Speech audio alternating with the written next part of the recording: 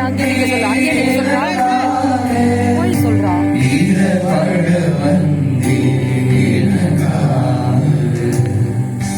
நான்காம் நிலை சிலுவை பயணத்தில் தாயை சந்தித்த திவ்ய இயேசுவே, உம்மை ஆராதித்து வணங்கி உமக்கு நன்றி அறிந்த ஸ்தோத்திரம் செலுத்துகின்றோம்.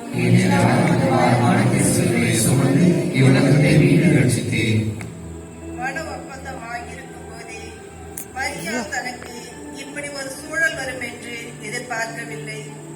தந்தையின் திருமணம் நிறைவேற்ற வானதூதரின் வார்த்தைகளுக்கு மரியாள் கட்டுப்படுகிறார். கருவிலே இயேசு பாலனை சுமந்து பெற்றெடுத்து தாய்மை அடைகிறார். இவர் குழந்தையாய் இருந்தபோது